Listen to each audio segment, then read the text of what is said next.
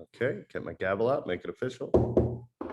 And good morning. I'm going to go ahead and call this session of the City of Sedro-Woolley Hearing Examiner to order. For the record, today is June 6th, 2022 at 10 a.m. We have one item on the agenda today. This is number CUP-2022-065, a request for approval of a conditional use permit to convert an existing approximately 936 square foot detached garage into an accessory dwelling unit on a 5.7 acre largely vacant property in the mixed commercial zoning district at 901 North Fruitdale Road. My name is Andrew Reeves. I'm a hearing examiner with Sound Law Center, who the city has selected to hold certain land use application hearings like this one.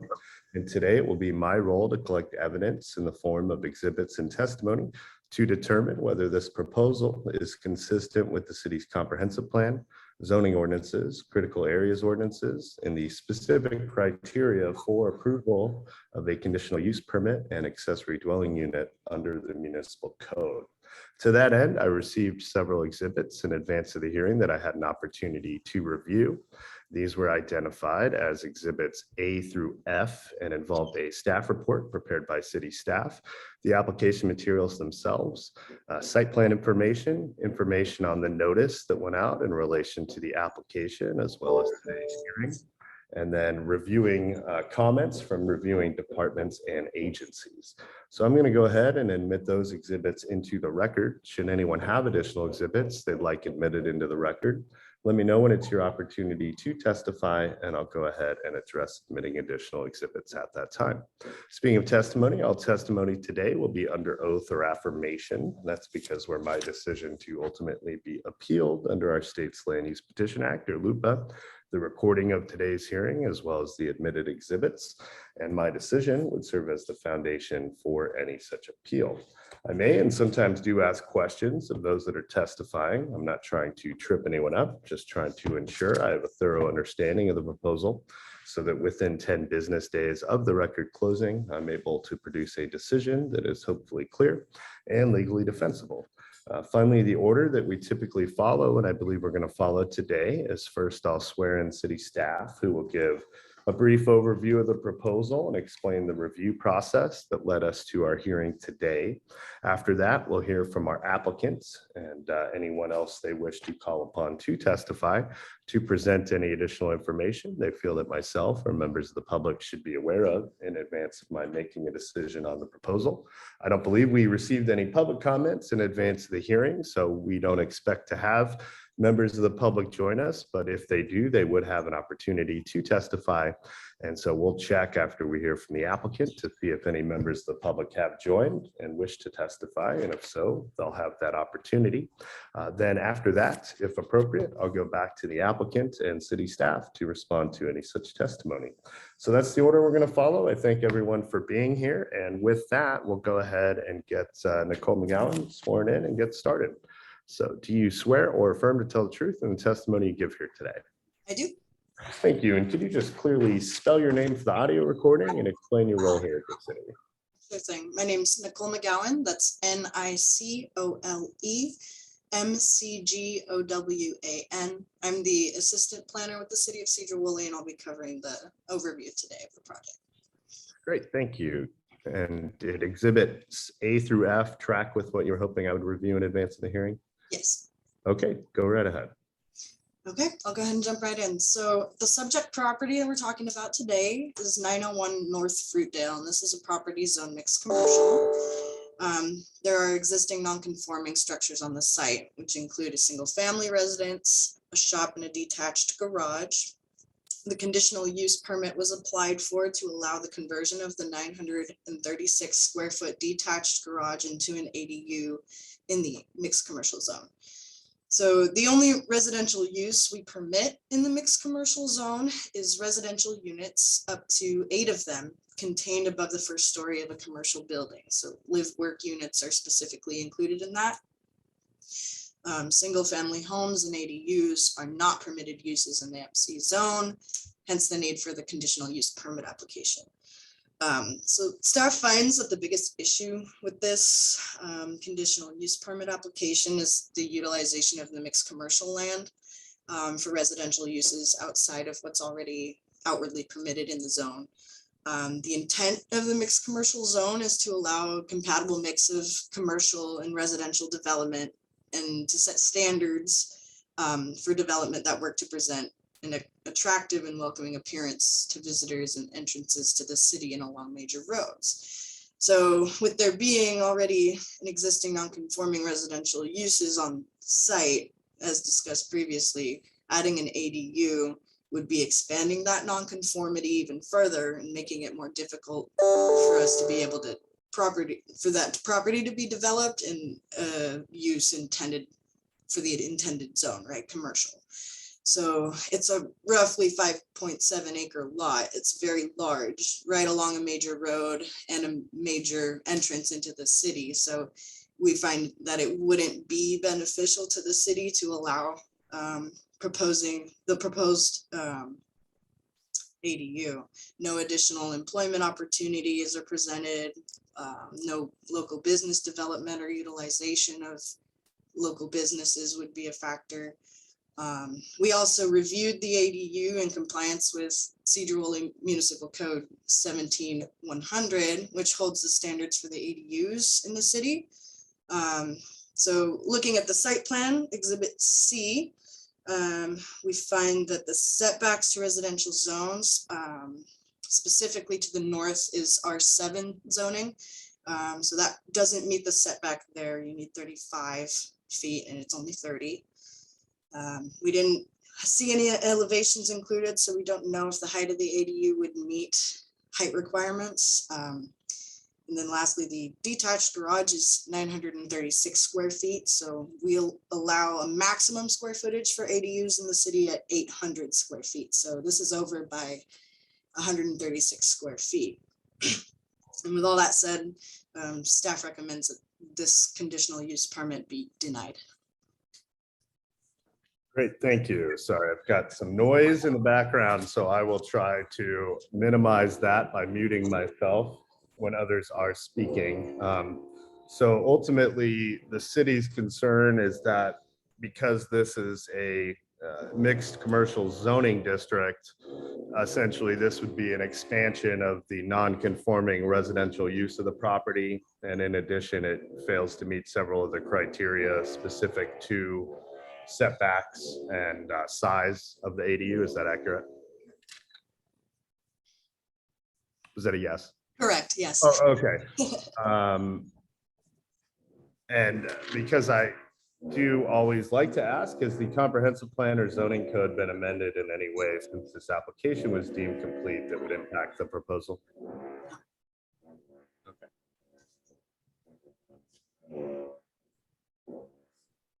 Great, thank you. At this point, why don't we go to Mr. Roberts and see what he would like to tell us. So Mr. Roberts, thank you for being here. I'm going to swear you in. Do you swear or affirm to tell the truth in the testimony you give here today? I do. Thank you. Could you clearly spell your name for the recording? Gary Roberts, G-A-R-Y-R-O-B-E-R-T-S.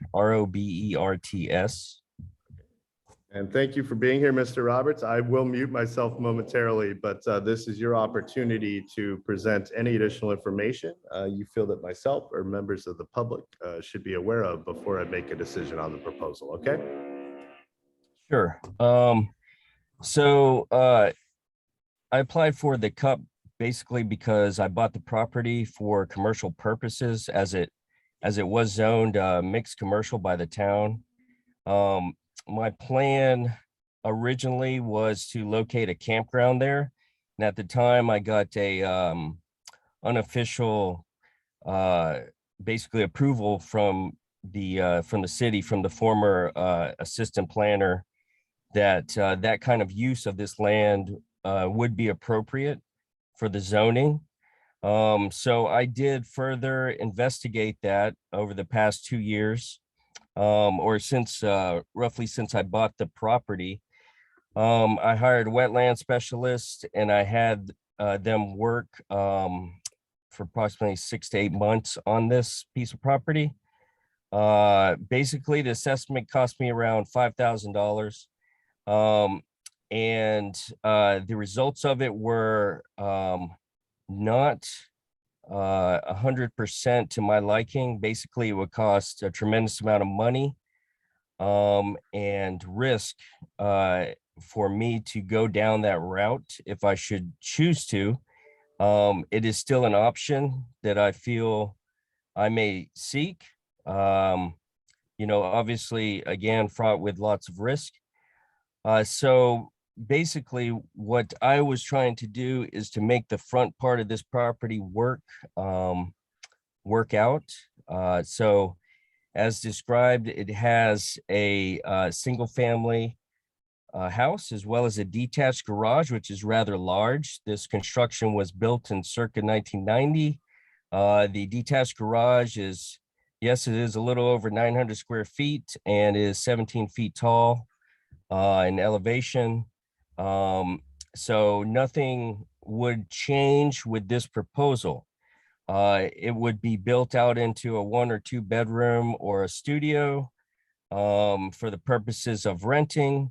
And it's my understanding I could either rent the ADU or the house itself, as long as the property owner is on site living in one of those units. So that's kind of the route that I went down to develop this, because I understand right now people need housing right now, and not everyone wants to live in an apartment. There's lots of apartments going up around town. They're being built by multi-million-dollar developers. I don't have multi-millions of dollars. That's why I have to step back and take a look at this whole wetland possible issue that I have with this fairly large amount of land that's actually located in town, which is great. I mean, on the surface, everything looks great. But I am aware of how much it costs to develop wetlands and mitigation, etc. So that's a big risk on me. I'm just a small time developer. So that's what I'm thinking about. Also, if you take a look at it, we're talking about mixed commercial use.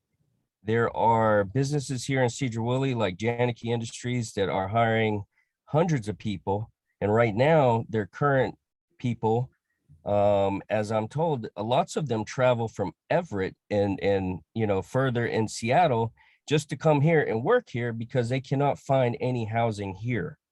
If you take a look at Zillow, you can't find places to buy or rent largely that are in this income bracket where I would be renting this ADU or the house. So I know that, as soon as that went on the market, we could add engineers, researchers, dependable people to that house, to the two that are able to rent and also become an asset to this community. Okay. So that's kind of what I'm looking at. And it's not just Janicki, there's other companies. Everybody's looking for people to hire. In fact, I even have my business located on this property. I have a small construction business and I'm looking to hire construction workers, but guess what? You can't find them and they have no place to live near your business. So nobody wants to commute all the way to Woolley to be a construction worker because there's, no place to live.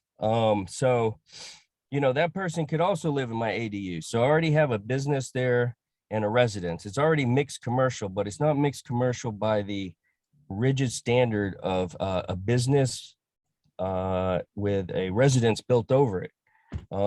Those type of developments cost a considerable amount of money to construct. If I was to try to retrofit the shop that's there and put 8 residences above it, I mean, that structure may not even pass the design phase on that. I would have to basically, demolish that shop. Since single family residents aren't allowed on these type of zonings, I would probably have to demolish the detached garage and the house. I mean, so to me, that's going backwards because there's nothing wrong with these structures. I'm not totally sure why these lands there, because if you look around me, it's all mixed commercial, and there's no other businesses there to my knowledge except for mine. So the properties that surround me are just single family homes and or rentals as they exist. And as far as I can tell, it's probably all non or fraught with wetland potential all around me. So I'm just curious as why this property is even zoned mixed commercial, other than it is, the gateway to the town off of 20, which is great. I'd love to put the biggest campground there that I could. But obviously, if I'm going up against a lot of other wetland regulations and things where I can't mitigate because I don't have enough money or it's just not possible, then I don't know how this, that land will be developed as a mixed commercial, frankly. I'm not so sure as to why it was ever zoned that. I'm curious because just from what I found. So in closing, I'm trying to bring some viable renters to the town with all the jobs we have here, and then also trying to use what I have to make it work in the interim while I can proceed down some of these other paths. If I can develop it commercially, that's my goal. So that's where I stand, really.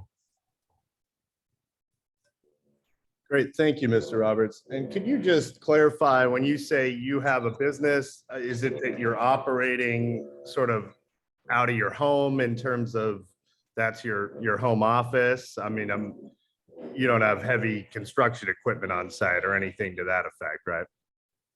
No, I don't know what you term heavy because I'm not I'm just small time business. So I do have heavy equipment if you consider bulldozer, mini excavator, dump truck, trailer, and all types of hand tools and things that go with that.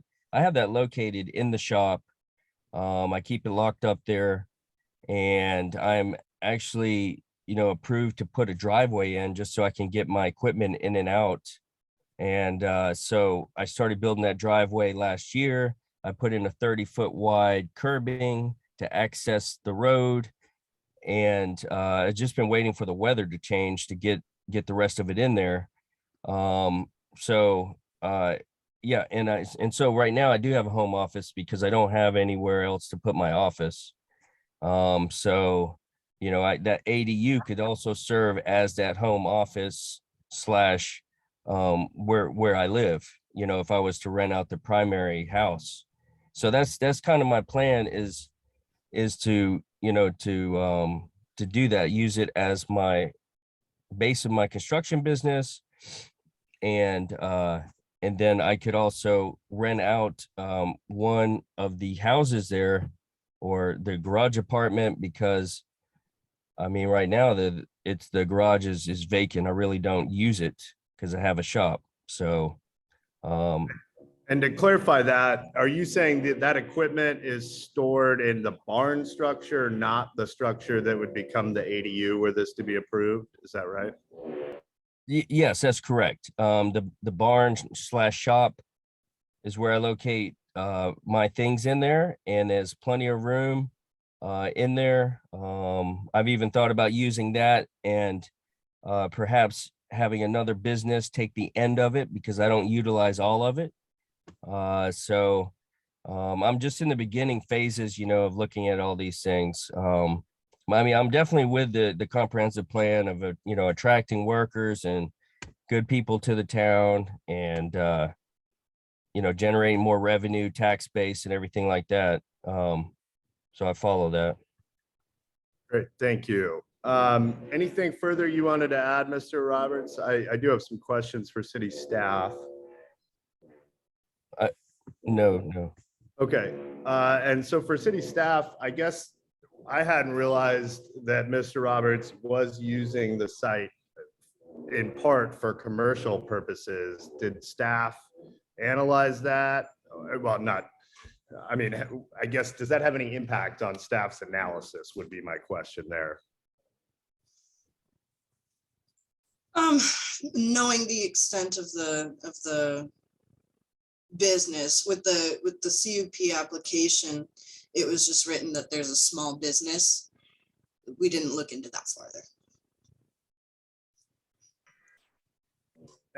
Yeah, so I guess my only thought is in terms of this being a mixed use zone, if Mr. Roberts is able to, use the barn for business purposes, if that sort of satisfies things. I see Mr. Coleman has his hand up. I'm going to swear him in.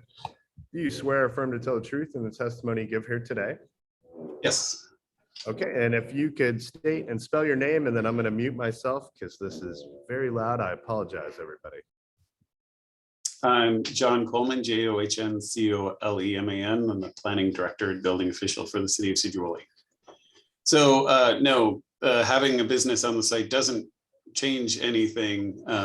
It's, the site is for mixed commercial and not, so not expanding. This question is about expanding residential use in the mixed commercial. So any business on site doesn't actually have any bearing on our analysis of this project.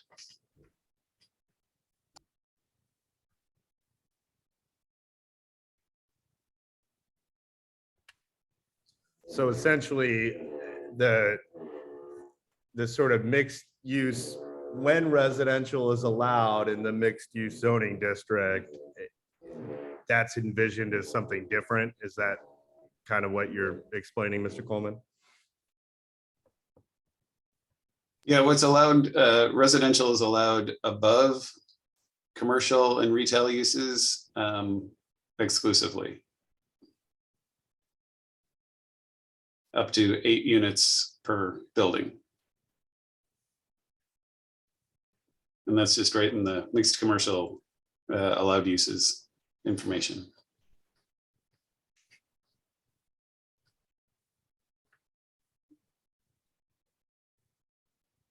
So I guess the challenge for the property owner is, how to make use of the site, and essentially sort of the extra income stream from an ADU would be discouraged on some level, because that would sort of discourage ultimately tearing the house down and using this site for mixed use commercial purposes. Is that the idea?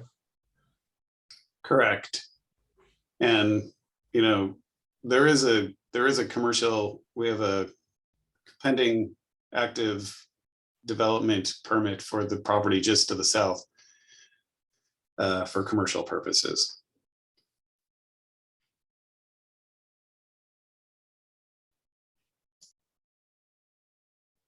And I guess the only other thought I had, and I just don't know what the code says, I'm just trying to think through, the applicant has expressed an interest in long-term sorting out a way to use the site for commercial purposes. Has the city given any thought to whether it'd be, reasonable or possible to allow an ADU sort of temporarily for X number of years while they sort this out? I don't know what's possible. I'm just trying to think through, both sides of the issue here. Any thoughts on that, Mr. Coleman? Well, as Nicole explained, by putting more residential uses on the property, that disincentivizes the conversion to commercial, which is ultimately what the comprehensive plan requests. So, and then administratively, if we were to do something like temporary, it's extraordinarily challenging for planning departments to then put the genie back in the bottle, so to say. To come back in 10 years and say, oh, you need to remove that ADU, you only have 10 years on it. We often run into roadblocks in situations like that. We experience that with our dependent relative cottage program that we used to do. So, we would have to monitor if somebody was actually a dependent relative living in there. And then when that dependent relative moved to another location, then we would have to tell the people that they had to remove the dependent relative cottage. And that has proved to be very challenging. And the applicant had inquired about the zoning. I know ultimately why something is zoned what it is political, but I know from experience, Mr. Coleman, that you've been with the city for some time, do you have any background information on the zoning you can share?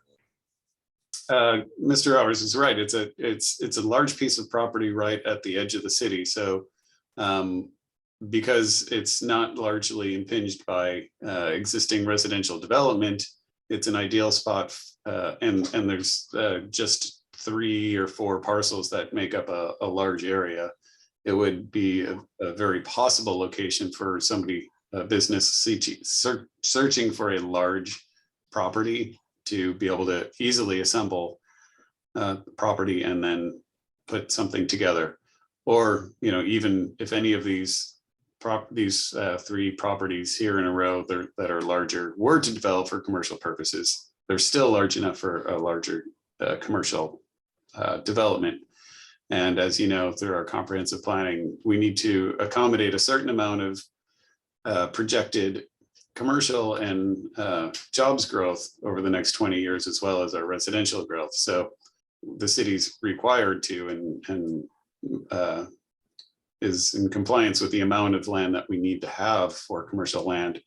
So basically, we need to find commercial land to accommodate future jobs and future commercial development. And this is one very logical spot for it to go. Am I correct in thinking that were Mr. Roberts to eliminate the residential nature, meaning, you know, take down the house, et cetera, that there's a mechanism by which he could pursue commercial development despite there being critical areas on site, meaning a reasonable use exception, or there were, you know, that I can see his challenge, which is if I lose the residents and there's wetlands on site, does that mean I'm stuck, you know, or is there a mechanism by which to address that? Can you speak to that issue, Mr. Coleman?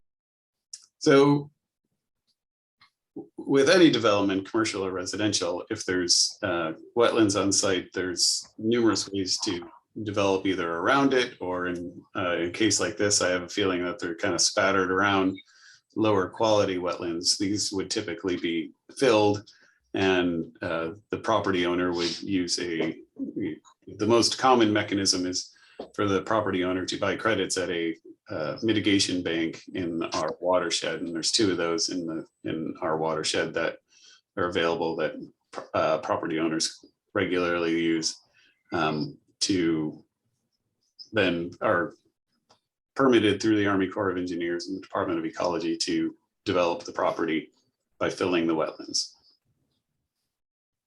Great, thank you. Anything further, Mr. Coleman, you wanted to share? Nope, just answering questions for you. Thank you. I'll go back to Mr. Roberts. Mr. Roberts, did you have anything you wanted to state further, respond to?